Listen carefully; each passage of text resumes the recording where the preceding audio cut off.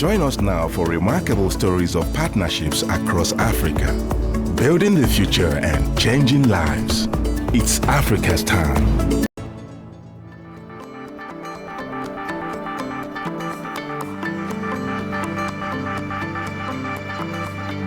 This is Kisumu in Western Kenya on the shores of Lake Victoria. It's Africa's Time has come to explore the impact of safe drinking water on people's lives. A unique purifying sachet developed by Procter & Gamble is being used to great effect at local schools and homes, encouraging kids to become agents of change. Now we venture further, exploring the impact of the sachets on women's lives in the region. I'm on my way to a local NGO that's partnering with Procter & Gamble using the purifying sachets as part of their strategy to encourage entrepreneurship and wellness amongst local women and to help make their dreams of a better life a reality. Thank you. Welcome to SWAP. Nice to meet you. I had such a cool drive. My name is Ali Eleveld. I come from the Netherlands and I always wanted to go to Africa. I managed to realize my dream after becoming a nurse and specializing in public health and tropical medicine. When I came to Kenya 10 years ago, we started SWAP. SWAP is Safe Water and AIDS Project. When we came here, we realized that the water people are drinking is very much contaminated, and especially for people living with HIV, because they are immunosuppressed, they need clean and safe water, and they need to wash their hands, and they need to take care of their health to live positively and live a longer life. It's kind of an amazing project because most of those women in the past, they were shunned because they were widows, they were living with HIV, but now they've become useful members of society. Hello, Rose. Hi. Hello, Elisa. How are you? Fine, thank you. How are you? It's lovely to meet you. Is this your garden? Yes, this is my garden. What are you growing? I grow cassava, I grow maize, I grow roselle, I grow bananas, I grow French beans. And this is what's for supper? Yes. My name is Rosa Machowe. I'm 44 years old. I have 2 children, Jack and Stacy. I'm living positively with the HIV virus.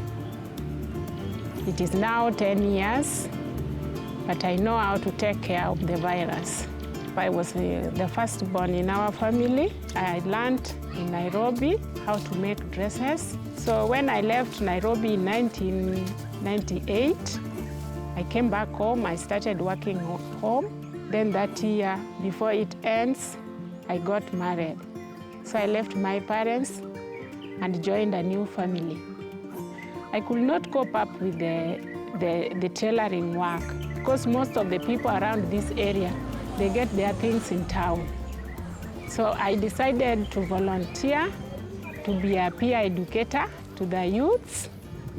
When I went for the first seminar of HIV awareness, after the seminar, I went to know my status.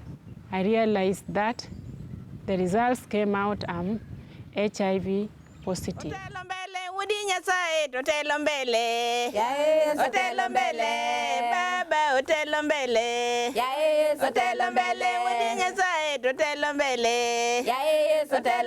Rose is really an amazing woman. We are very proud of her, and she is a community health promoter. She is a member of a support group, and it's a group of people all living with HIV. And they've all decided to come together, share their experiences, and go public about their status. They wanted to reduce stigma, and they want to offer a service to the community.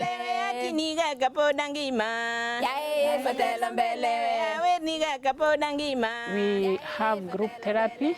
We normally sing together when we are seated as a group, and we normally talk about adherence.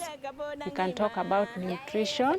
In a group, there are some members who are having challenges, and those challenges, when they share, they get the solution.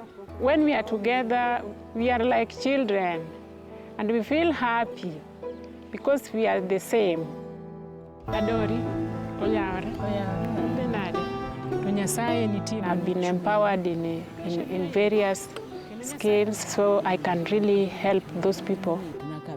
Rosa is a teacher, But of course, when she declared her status in the beginning, also there were issues at the school, and people were not sure if she would touch the children, if the children would get infected, because in the beginning people didn't know much about HIV. But Rose was able herself to come out and educate others and bring others together. And then people saw that she wasn't dying, and she was living, and she was getting stronger, and she was helping others. So people became encouraged also to declare their status and to walk hand in hand with Rose. We've trained community health promoters, widows, people living with HIV, to sell from door to door while they educate women on health issues. So one of those products is a purifier, water treatment, which they promote and sell. Rose is just one example. We have like about 200 women we are working with in different sites, and it's very powerful because many of these communities, they otherwise get no education and they cannot access these products. They are recognized by the leaders, they are invited on the meetings to promote their health products, and they make an income, so they have access to savings, and it has really improved their lives and improved their health because they know everything about public health and how to prevent illness. There's economic empowerment because we have these sachets which people sell. So we have different groups of people who come to us and they sell them at their shops. They go around and educating people. So these people make a living from selling our sachets and the other products. So in Kenya, we partner with CARE, the SWAP, which is Safe Water and AIDS project, that we partner with, among many other partners that we've been able to distribute the water sachets through. I think if you look at our company, innovation is really lifeblood what we do. So one part of the innovation is for sure the technology that we can develop, but the other one is the process innovation and how do you actually make sure that the product is available. So that's why also the supply chain innovation is very, very important, and working with our partners to make the product available across the world, across Africa, wherever there is a need. We are finding such a wonderful people around that are working with us on these issues. And some of them, they see that as their business opportunity as well, small little businesses that are being created.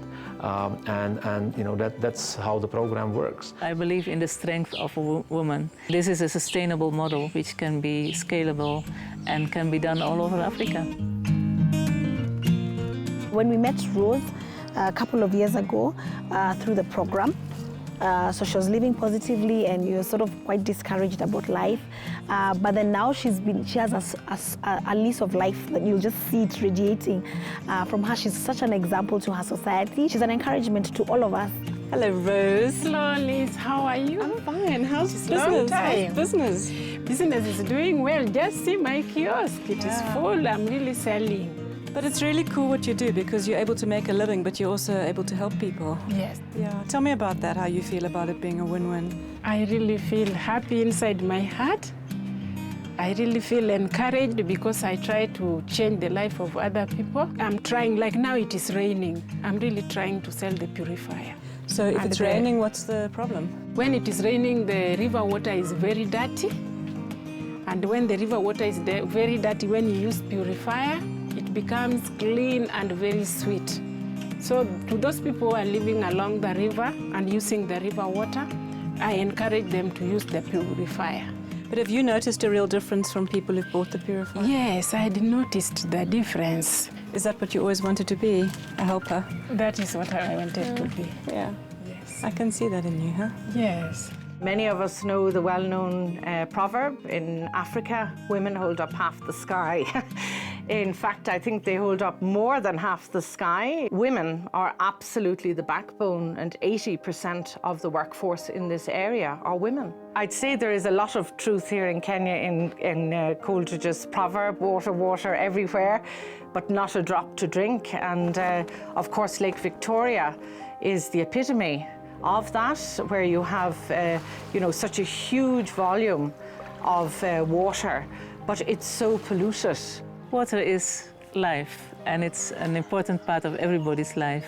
So we really encourage everybody, no matter what status, treat your water. Water is so important for everything we do. I mean, our body is, composition of water, and I think it is such a vital element in our lives. And without it, there is no life. Our aim is by 2020 to save 1 life every hour with our purification program. So it is a big task, but we believe it's achievable and it is very meaningful for us as we want to touch and improve people's lives. My dreams, I want to go back and do community development. In August, I managed to do trauma counseling. So after doing the trauma counseling, I said, this thing, I can really do it. When I'm drinking treated water, I know my life will continue and continue, and I have hope for my life and the life of other people in the community.